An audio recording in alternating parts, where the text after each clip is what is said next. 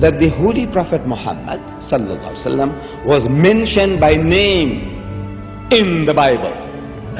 I have read the Bible through many times. And others such as I have read it many more times. What has happened is this. The Old Testament, according to Christian authorities, was preserved in the Hebrew language. In the Old Testament, in the Song of Solomon, chapter 5, verse 16, in the Hebrew language, it reads, Hikko mamittakin vi kullo Muhammadin zahdudi vi zahra'i bainat Jerusalem. Song of Solomon, chapter 5, verse 16. The word Muhammadim is Muhammad, im, I am im. Im is a plural of respect in Hebrew. You see the first verse of the Bible, book of Genesis, chapter 1, verse 1. It says, in the beginning, God created the heavens and the earth. The word God in Hebrew there is Elohim.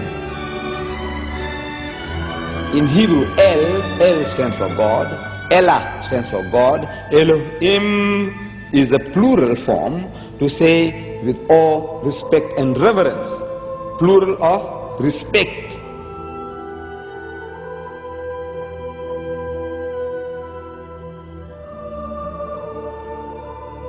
The word is there in the Hebrew language. In the original, what they call original, it's there. But they have translated that in English as altogether lovely. So this beloved of mine is altogether lovely, says Solomon. You can't associate with the word Muhammad. You read it 1,000 times, altogether lovely, altogether lovely. Or let's say in another language, the praised one, the praised one. Muhammad means the praised one. But he said the praised one, the praised one. You can't think that he's talking about Muhammad, though Muhammad means the praised one. You have no right to translate names of people.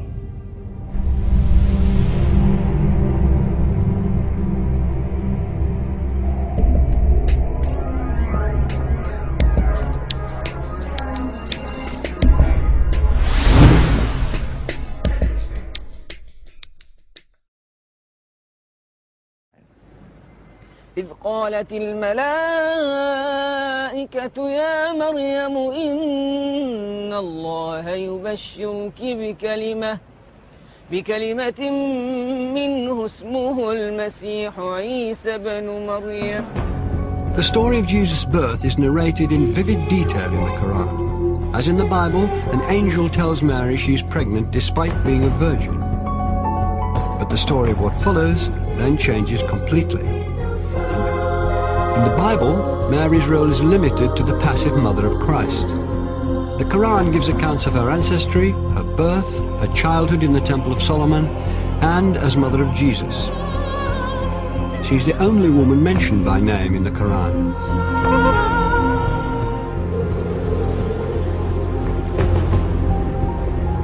The ability to talk as a newborn child is one of many miracles not recorded in the biblical account of Christ's life. We have more sayings in the Islamic tradition about Jesus than you'll find in the Gospels themselves. So there is a possibility that other things did happen. There were many Gospels around that didn't all make it into the New Testament. And the Church tried to limit the number of Gospels. In the Christian narrative, the most central and fundamental point of Christianity is the death and resurrection of Jesus Christ. Well, Islam basically denies that. وقولهم إنا قتلنا المسيح عيسى بن مريم رسول الله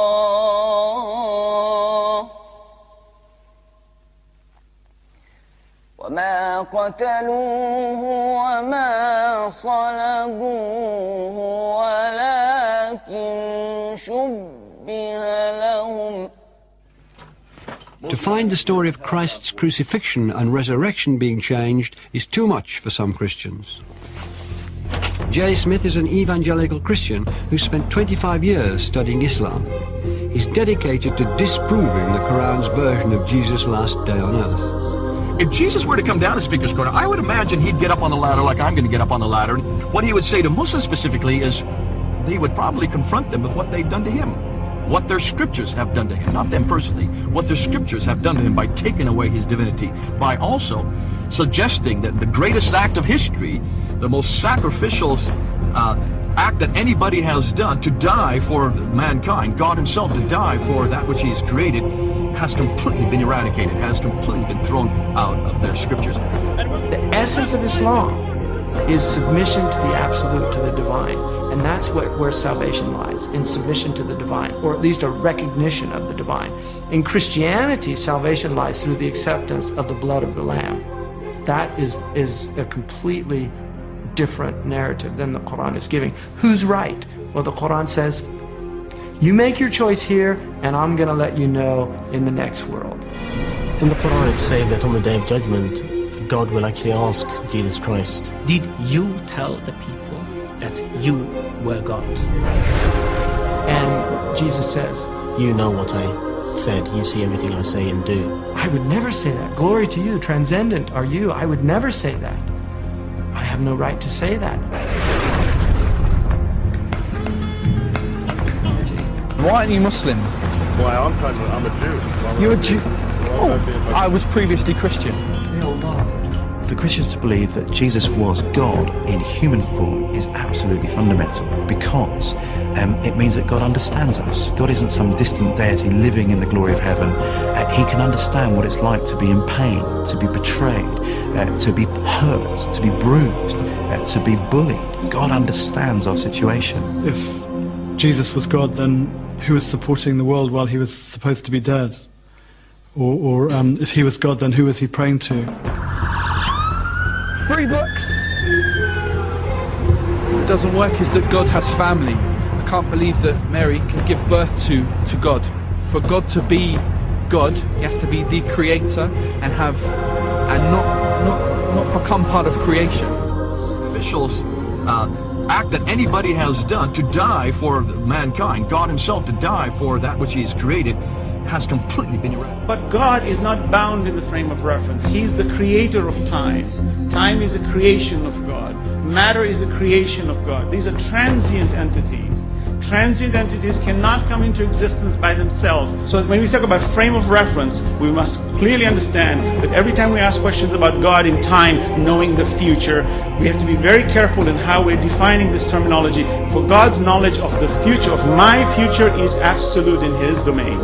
He knows everything, but he's not bound in the time where he is experimenting himself, for he's not bound in space, time, or matter. Those are created entities which he has put into it. So for me to put him into it would be also very wrong.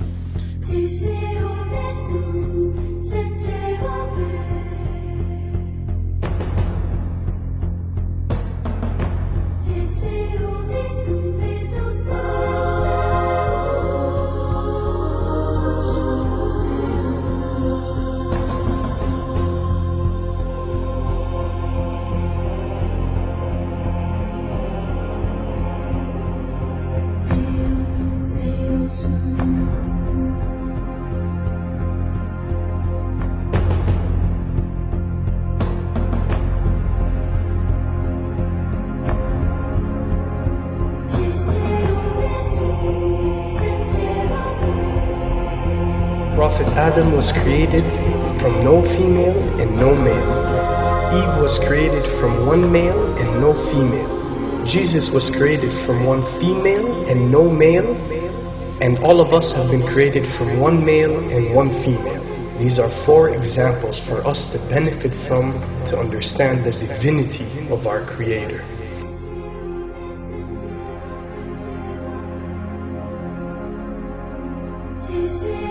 Then there is no difference that cannot be overcome between Christianity and Islam.